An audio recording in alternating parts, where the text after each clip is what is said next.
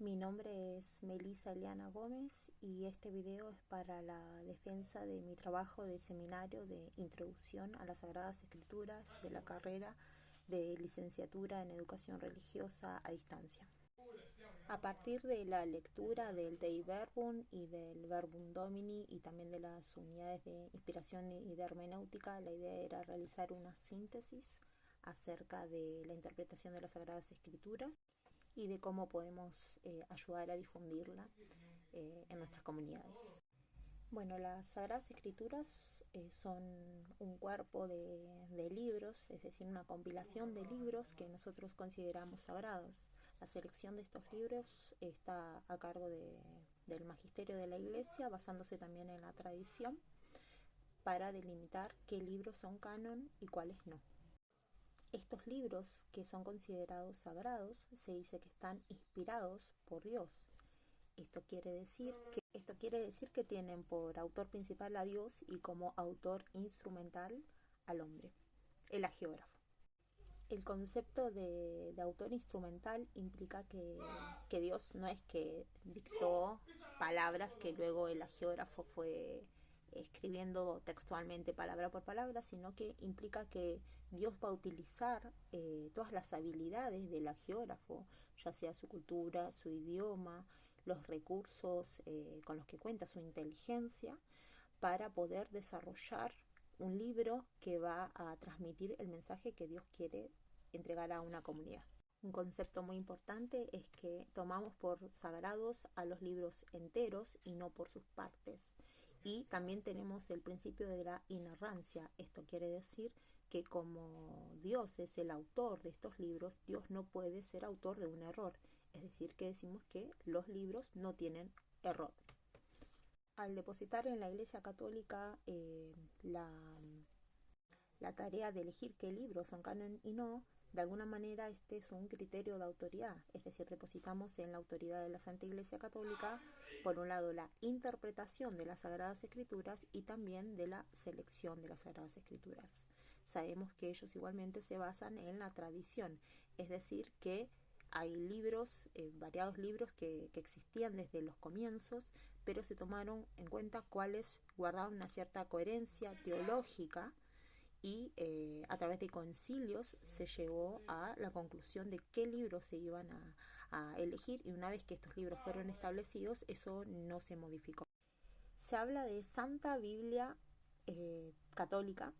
y se dice que es santa porque su autor, que es Dios, es santo. Y también habla de una historia que es santa, que es la del pueblo de Dios, elegido por Dios. Es interesante resaltar, como hablaba hace un momento, ¿no?, del principio de inerrancia, que Dios no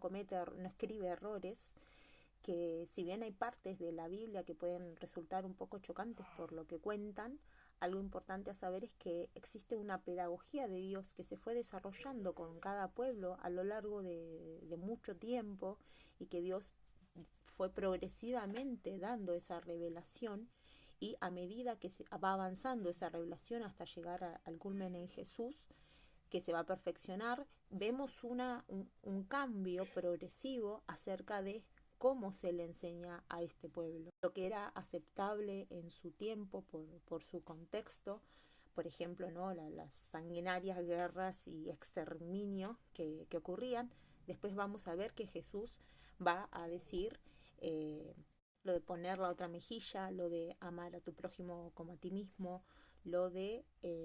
poner una ley mayor a ese ojo por ojo, diente por diente, que sería la ley del amor. Entonces, en este sentido, tenemos que tomar a la Biblia como un todo, como una historia de salvación que va teniendo un desarrollo acerca de los conocimientos y de la revelación de Dios con su pueblo. Otro tema importante es que cuando hablamos de inspiración hablamos de los libros originales, es decir, en el idioma original, sea hebreo, arameo, griego,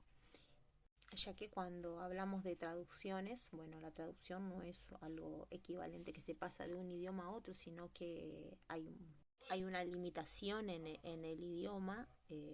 que se trata de traducir de un idioma a otro. Hay ciertas limitaciones, y también incluso hay limitaciones culturales que están de alguna forma imbricadas en el idioma mismo. Esto me invita ahora a hablar un poco del tema del género,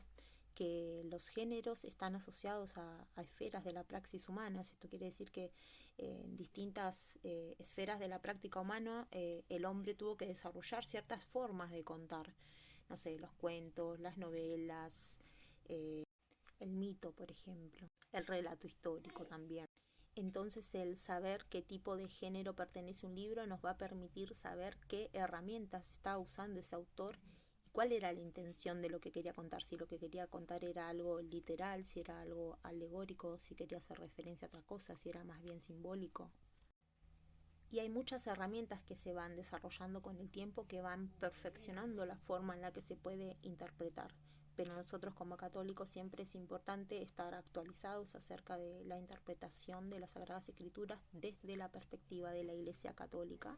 para poder, por un lado, conocerlo, pero también para poder transmitirlo.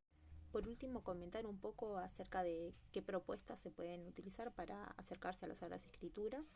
Y yo veo fundamental el tema de la asistencia a la misa porque nos permite escuchar cómo el Antiguo Testamento se relaciona con el Nuevo Testamento y en cada una de las homilías podemos ir aprendiendo poco a poco acerca de la interpretación